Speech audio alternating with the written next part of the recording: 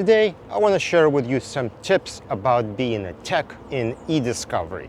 Now, I've been in a technical position for many years, and if you are looking to be a tech or currently holding a position of an e-discovery analyst or some kind of tech support, not IT, but someone who's working with load files, well, this video is for you. I'm going to share some of the things that I learned and that I think are important. First, we're going to get obvious out of the way. Learning. Obviously, you need to learn. And the reason for that is, as a tech, you are presented with multiple challenges. There are different problems that come up on different days.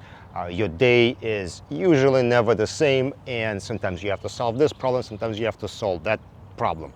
And what you need to do is learn different tools so you're able to solve those problems and you know which tool to apply where. So as an example of that would be Excel.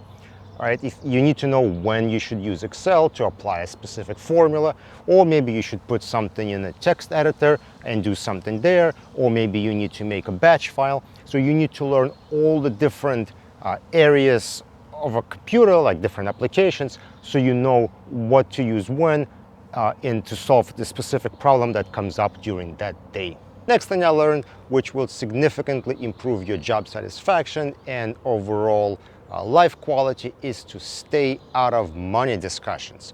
I don't mean talking about your salary. That you should definitely talk about. You should negotiate the best salary possible and all that. What I'm talking about, stay out of money as it relates to company and clients.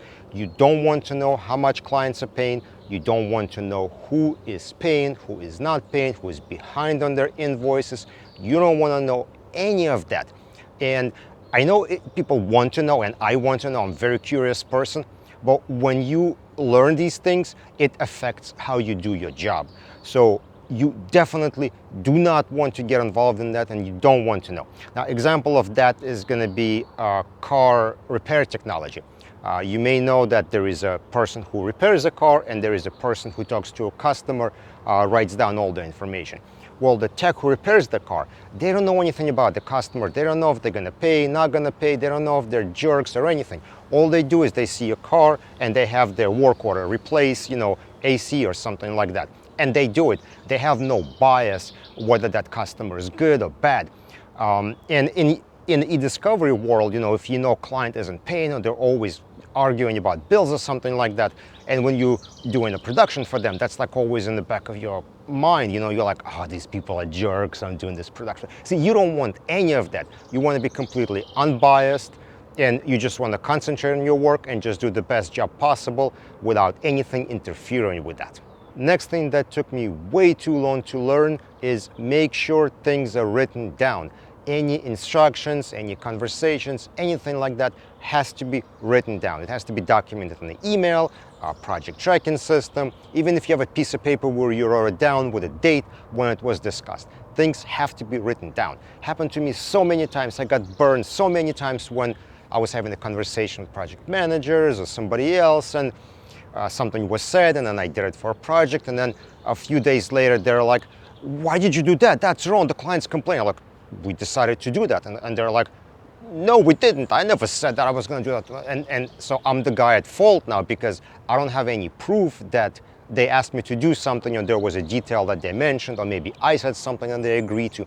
So everything has to be written down. And if the project manager isn't willing to write an email, or they're saying something like, I don't have time for this, just do it, what you do is you write an email back saying, as per our conversation, I'm going to zero fill Bates numbers to 8 digits, not 7 as in the original instruction. And this way you always have a backup. If anybody says something, you have that backup. You can say, no, this is what was discussed. It was written down right here. Next is extremely important skill that most people don't have and you should develop, is the ability to estimate. Everyone hates it when somebody says, how long will this take? How long will that take? I don't know, I'm just gonna work on it. I'm just a tech person. I'm gonna be clicking buttons and doing. You have to learn to estimate. It doesn't matter how difficult it is, it's something you have to learn. And you start by having very broad estimates and then refine it. And then you can keep track of the jobs you worked on before. Maybe you did a 100,000 page production. Well, make a note that it took you, 8 hours to do it last time. So this way, next time somebody comes over and says, hey, I have a production of 100,000 pages, how long is that gonna take? And you go, well, it's gonna be this many hours. And they're gonna be like, wow, why it's so long? We need it quicker. And you're like, well, last time I did it, it took me this much time, so this is my estimate to you. The reason why it's so important is if you have two people, right, let's say you and your coworker, and you never provide estimates, you don't know how to estimate, and they do, they could be so much worse at their job, but they're going to be your boss in the future because they provide estimates and they communicate. That's kind of a sad thing, but that's what's going to happen. They're going to be your boss just because of the skill they have to estimate projects. They're going to be like in charge of the team or the team leader because they have that specific ability, even if they could be wrong. You know, if you keep saying, I don't know, and they just pull a number out of their butts, that's better than nothing. So at least learn to pull a number out of your butt. And the last item is going to be pretty obvious. It's quality control. You have to check your work, double check your work, and triple check your work. You have to make sure everything you do is correct. And if it comes at expense of speed, it is fine. You would rather be known as a person who is accurate but slow than fast but makes mistakes.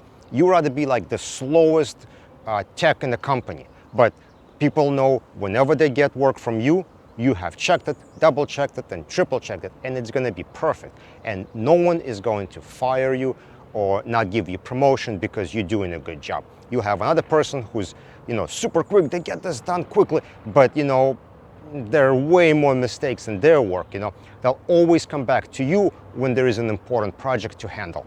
So check your work and better be slow and correct than fast and have mistakes. So those would be my tips to techs or people who want to be techs in e-discovery.